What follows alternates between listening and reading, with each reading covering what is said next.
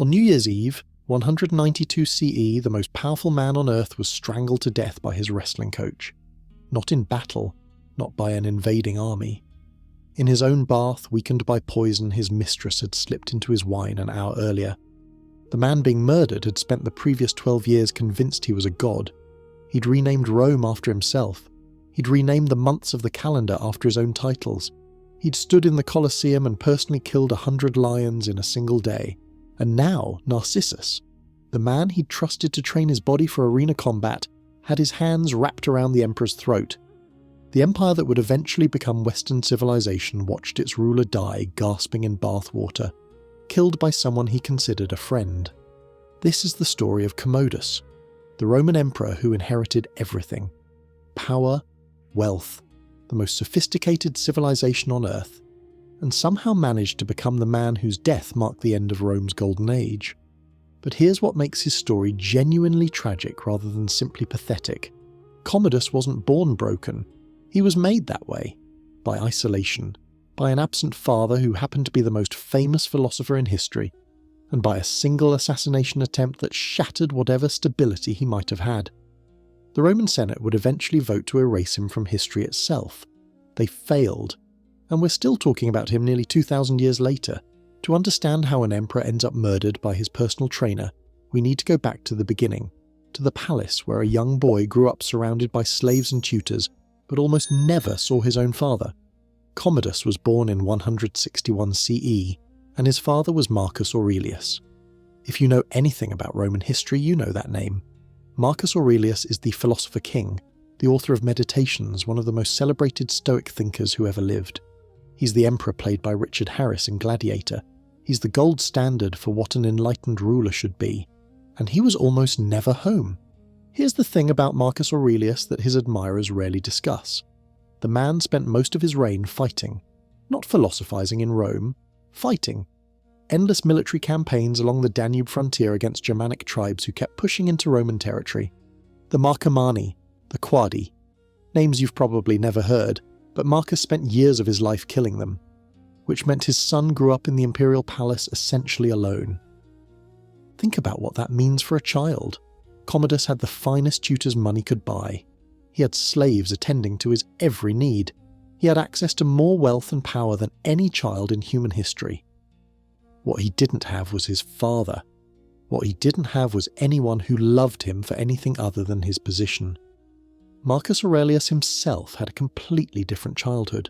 He'd been surrounded by mentors, father figures, people who shaped his character through genuine relationship. He developed those famous Stoic principles through years of intimate guidance. His son was raised by employees.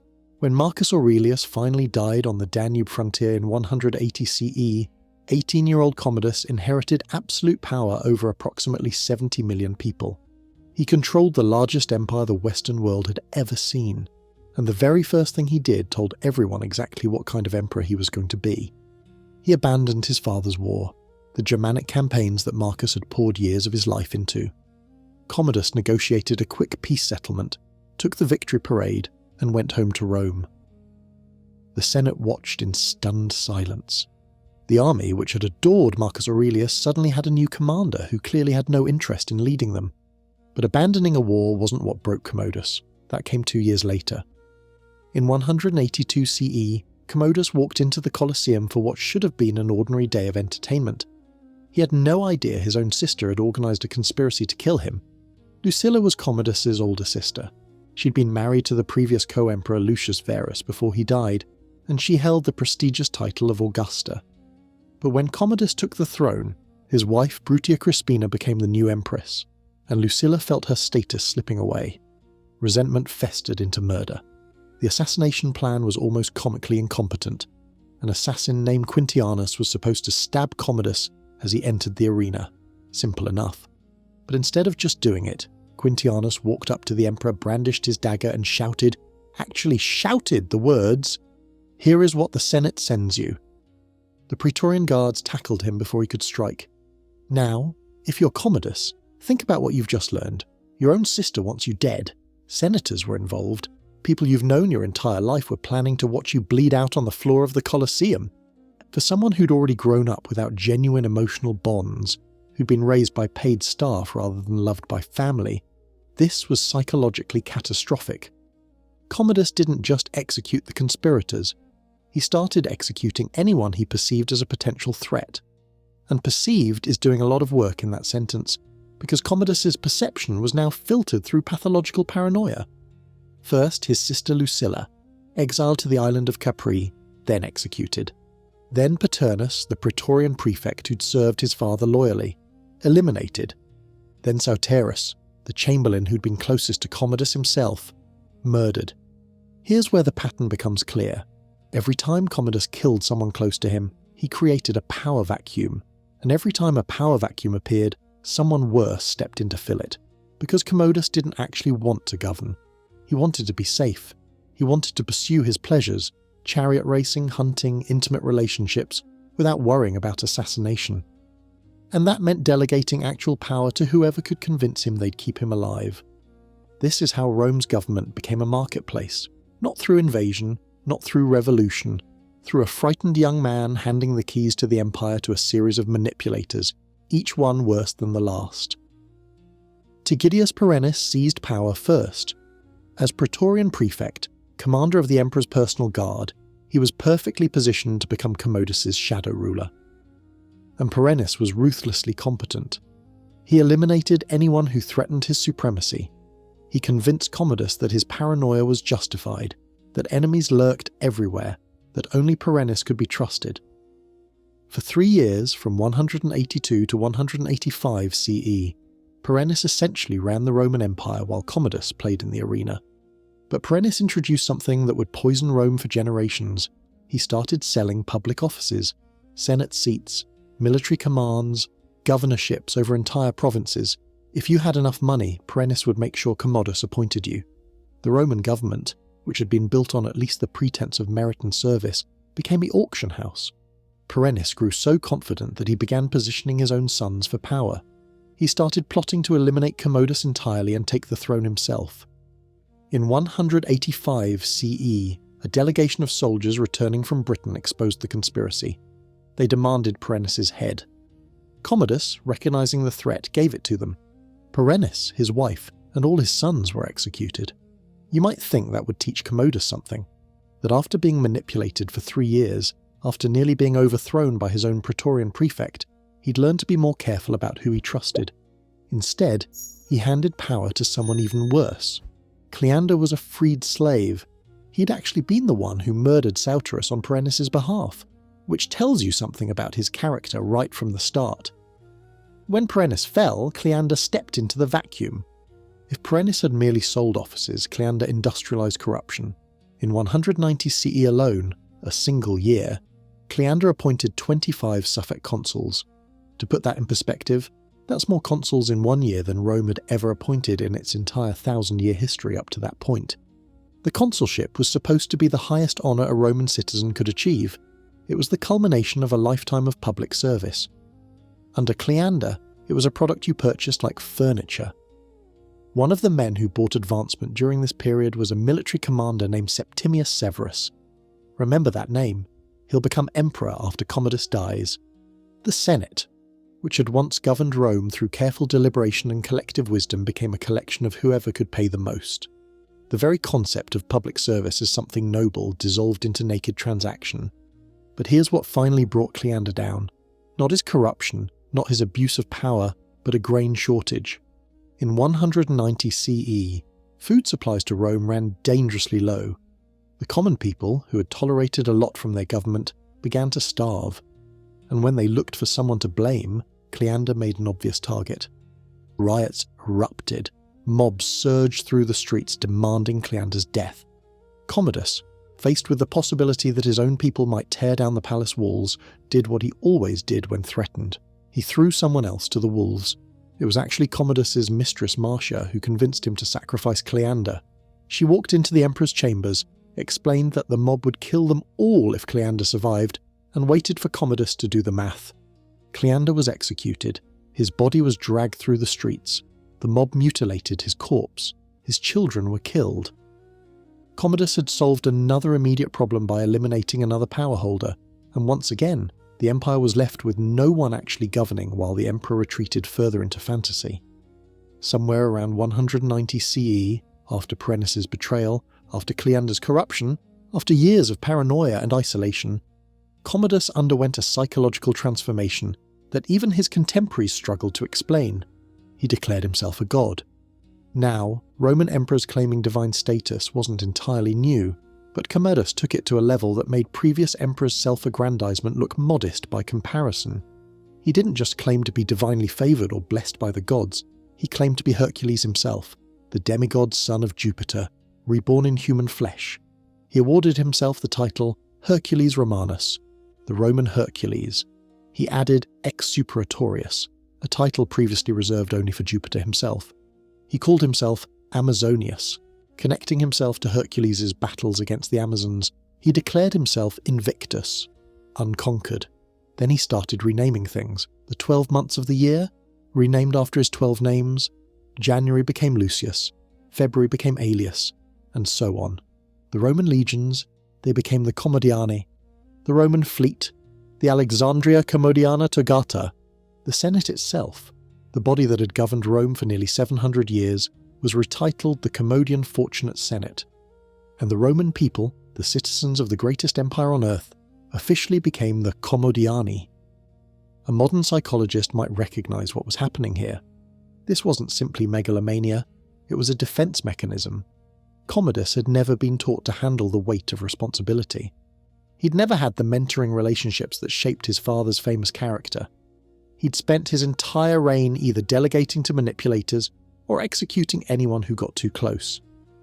The Hercules fantasy offered him something those failures couldn't, a narrative where his physical prowess mattered more than political wisdom, where divine status made him unquestionable, where he could be powerful without having to be competent. Cassius Dio was a Roman senator who served during Commodus's reign and wrote extensively about him. His assessment is worth considering. He described Commodus as not naturally wicked, but rather guileless as any man that ever lived. He wrote that the emperor's great simplicity, however, together with his cowardice, made him the slave of his companions. In other words, Commodus wasn't evil, he was weak, and weakness at the centre of absolute power creates its own kind of catastrophe. But the Hercules delusion didn't stay confined to titles and renaming ceremonies. Commodus decided he needed to prove his divine identity in the most public way possible. He was going to fight as a gladiator. No Roman emperor had ever done what Commodus was about to do. In Rome's rigid class system, gladiators occupied the absolute bottom of society. They were slaves, condemned criminals, social outcasts. For an emperor to enter the arena as a gladiator was like a modern head of state announcing they'd be performing in pornography. The Senate was horrified, but Commodus didn't care about the Senate. He would appear in the Colosseum dressed as a secutor, a type of gladiator who fought with a sword and shield. The crowd would roar, and his opponents would immediately kneel and submit without fighting. Think about what that means. The Emperor of Rome, believing himself the reincarnation of Hercules, would stride into the arena. Professional gladiators who'd been killing each other for entertainment would see him coming, throw down their weapons and beg for mercy. There was no contest. There was no sport. There was a disturbed man in costume accepting the surrender of people who knew that actually fighting back meant death. Those who submitted were spared. Commodus would wave magnanimously to the crowd, victory after bloodless victory. But the public performances were the sanitized version. According to Cassius Dio, who witnessed these events, the private practice sessions were different. In those closed-door fights, Commodus used live weapons. He actually killed his opponents. The arena performances were theatre. The private sessions were murder dressed up as training. The animals were slaughtered without restraint. 100 lions killed in a single day. 3 elephants killed solo. Hippopotami, giraffes, tigers, rhinoceroses. Every morning of the plebeian games in November 1920, CE was devoted to hunting. Commodus personally killing hundreds of animals with bow and javelin before lunch. Then the afternoons. What I'm about to describe comes from multiple ancient sources, and it's one of the most disturbing things any Roman emperor ever did. Commodus ordered citizens who were missing feet or limbs, amputees from accidents, disease, or birth defects, to be brought to the arena. These people were tethered together in the sand, unable to flee, and Commodus clubbed them to death with his bare hands. While he did this, he pretended he was Hercules fighting giants. He wasn't battling worthy opponents. He wasn't proving anything about his divine status. He was murdering disabled people while the crowds watched, and the Senate sat in enforced attendance. During one performance, Commodus decapitated a running ostrich using a specially designed crescent-headed dart. Then he walked into the senator's seating section. He held his sword in one hand. In the other, he held the severed head of the bird, blood still dripping. He gestured at the senators with it, silently. The message was clear. You could be next. The senators reportedly chewed on laurel leaves to hide the fact that they were struggling not to laugh. The absurdity had reached a point where even terror became comedy. Each arena appearance cost the treasury vast sums. Commodus paid himself enormous fees for every performance, essentially billing the Roman state for his own entertainment. The spectacles grew more elaborate each year, draining resources that should have gone to the army, to infrastructure, to feeding the people. Meanwhile, the currency was collapsing. While Commodus played Hercules in the arena, something was happening to Rome that most people couldn't see. The money itself was dying. Currency debasement, reducing the precious metal content in coins while keeping their face value the same, wasn't Commodus's invention. Earlier emperors had used it as a financial patch, but Commodus deployed it ruthlessly and repeatedly. When he took sole power in 180 CE, the standard Roman silver coin, the denarius, contained 79% pure silver. Its actual silver weight was 2.57 grams. By 186 CE, just 6 years into his reign, Commodus had debased it to 74% purity, with only 2.22 grams of actual silver. That single devaluation was the largest since Nero more than a century earlier. The mathematics of currency collapse are brutal. When the money supply expands but the amount of actual goods stays the same, prices skyrocket. Wheat, olive oil, basic necessities. Everything became more expensive in nominal terms while wages stayed flat. Soldiers demanded higher pay because their coins bought less. Merchants faced impossible choices: accept debased coins at face value and lose money on every transaction, or refuse to trade and watch their businesses collapse. By the end of the 2nd century, Roman long-distance trade was contracting. The sophisticated commercial networks that had connected Britain to Syria were breaking down. Local barter was replacing the market economy that had made Rome wealthy. Commodus didn't single-handedly destroy Rome's economy, but his casual debasement, funding arena spectacles and military payouts by diluting the currency, accelerated institutional collapse that would take centuries to fully unfold. Within a generation after his death, the 3rd century crisis would arrive. The debased currency system would prove incapable of sustaining either the army or the bureaucracy. The inflation Commodus helped create became an invisible assassin that killed the empire slowly over the following 100 years. Here's something that might surprise you. While the Senate despised Commodus with visceral hatred, the common people in the army appear to have loved him. Coins from his reign are inscribed with Munificentia Augusta, imperial generosity, and the evidence suggests this wasn't just propaganda. Commodus gave lavish cash payments to soldiers and ordinary citizens. He allowed the Germanic auxiliary units to use axes in battle, a practice banned by all previous emperors. He put on spectacular games that provided free entertainment to hundreds of thousands of people. The masses didn't care that he'd debased the currency. They didn't care that he'd sold the consulship to the highest bidder. They cared that their emperor personally fought in the arena, that he killed lions and bears, that he gave them bread and circuses at a scale Rome had never seen before. This contradiction explains how Commodus lasted 12 years despite constant senatorial conspiracy. No conspiracy could succeed without either the army's support or the people's tolerance. Commodus maintained military loyalty through generous pay and special privileges. He maintained popular support through magnificent spectacles. The Senate's hatred was, to the masses, the whining of aristocrats who thought they were better than everyone else, and the masses didn't care. Modern revisionist scholarship has started questioning whether Commodus was as catastrophic as senatorial sources claimed. His rule was relatively peaceful militarily. The economic problems had roots that predated him. His popularity with ordinary Romans suggests he fulfilled certain expectations that the elite disdained. But even the revisionists acknowledge he was incompetent, paranoid, and institutionally destructive. The question isn't whether he was bad, he clearly was, but whether he was ordinary bad like many emperors, or catastrophically bad in a way that marked a genuine breaking point. Most historians settle on catastrophic.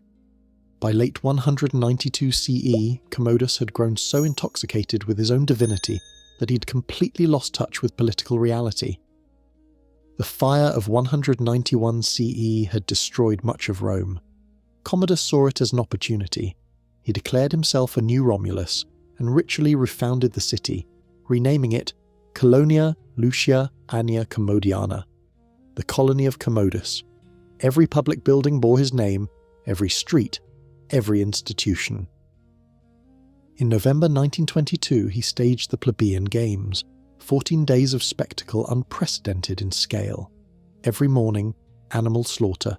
Every afternoon, theatrical combat victories. Crowds from across Italy came to watch an emperor who dared to enter the arena.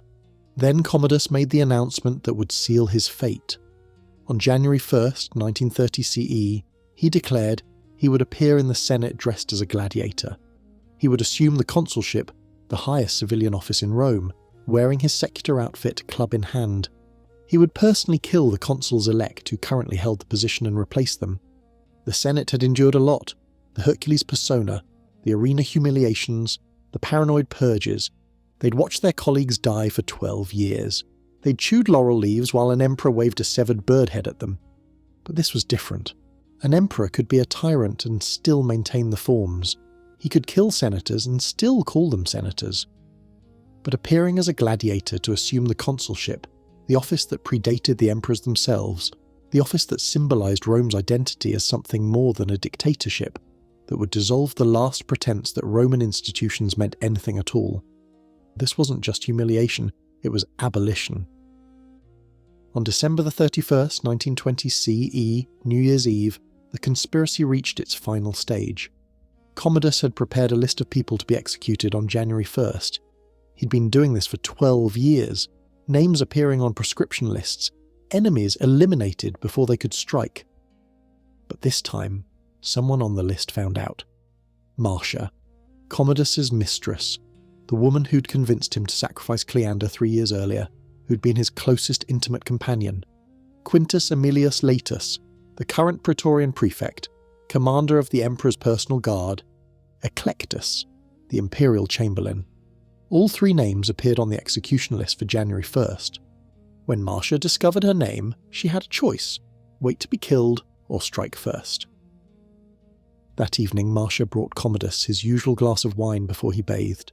The ritual was familiar. The emperor took the cup from his mistress's hand and drank. The wine was poisoned. For a moment it seemed like the conspiracy would end cleanly. Commodus would simply die, and the 3 conspirators would claim he'd fallen ill. Natural causes. No one would suspect. But Commodus vomited. His body expelled the poison before it could kill him. He was weakened, disoriented, probably terrified, but alive. The conspirators had hours until dawn. When Commodus recovered enough to think clearly, he would realize what had happened. He would call for the Praetorian Guard. Marcia, Laetus, and Eclectus would be dead before sunrise, and everyone they knew would probably follow. They had one option left: Narcissus. Narcissus was Commodus's wrestling partner and personal trainer. He'd spent years building the emperor's body for arena combat, practicing holds and throws, building the muscles that Commodus displayed while pretending to be Hercules. The conspirators found him. They explained the situation. They convinced him to do what needed to be done. The ancient sources conflict on the exact details. Some say Narcissus found Commodus in his bath, still weakened from the failed poisoning. Others say he entered the emperor's bedchamber while Commodus rested. But the outcome is consistent across every account. A professional wrestler's hands wrapped around the throat of the man who believed himself a god. There were no dramatic final words, no heroic resistance, no divine intervention to save Hercules Romanus. Commodus was 31 years old.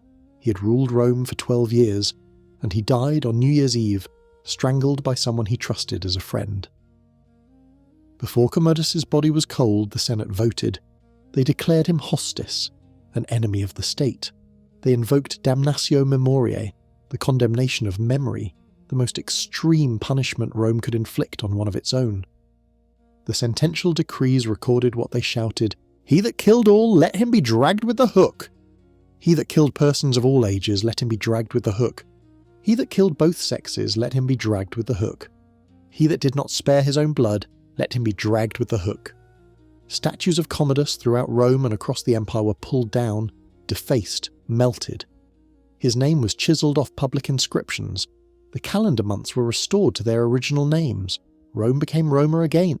The legions lost their commodianae designation. Every trace of his renaming campaign was systematically undone. The man who'd covered the empire in monuments to himself was scrubbed from history by the body whose power he'd tried to destroy. But erasure proved impossible. In 195 CE, just 3 years later, Emperor Septimius Severus reversed the Damnatio Memoriae. He had the Senate vote to deify Commodus posthumously. Some statues were restored. Why? Because Severus wanted to connect himself to Marcus Aurelius's dynasty for legitimacy, and you couldn't honour Marcus Aurelius while damning his son. The attempt to erase Commodus from history failed. We have his statues. We have accounts from people who watched him fight. We have the coins inscribed with his extravagant titles. The Senate's fury was real, but it couldn't undo what had happened. Pertinax, the urban prefect who'd helped organise the conspiracy, was proclaimed emperor by the Praetorian Guard that same night. The Senate acclaimed him eagerly. Finally, a principled ruler who would restore dignity to the office. Pertinax lasted 87 days. The Praetorian Guard assassinated him when he tried to discipline them. They then literally auctioned the empire to the highest bidder, a wealthy senator named Didius Julianus, who promised the largest cash payment. Didius Julianus lasted 66 days before being killed in turn. 193 CE became the year of the 5 emperors. 5 claimants, 5 assassinations, civil war across the empire. The stability that Marcus Aurelius had fought his entire life to maintain evaporated in months. The currency Commodus debased continued to deteriorate. Within decades, hyperinflation would make long-distance trade nearly impossible. The army he'd neglected, or pacified with cash rather than training, became the kingmaker in a succession of short-lived emperors. The 3rd century crisis arrived. Plague, invasion, economic collapse, civil war after civil war. The empire Commodus inherited would survive another 300 years, but it would never again be what it was when Marcus Aurelius handed it to his son. Commodus had every advantage: wealth, education, the most sophisticated government in human history, devoted followers who loved his spectacles and cheered his arena victories. And he became the man whose death marked the end of an era, not through invasion, not through revolution, but through the internal failure of a single broken emperor who was never taught how to rule and never learned how to trust. The Senate wanted him forgotten. They failed. 2,000 years later, we still remember the Gladiator emperor who thought he was a god and died at the hands of the man who trained him to fight.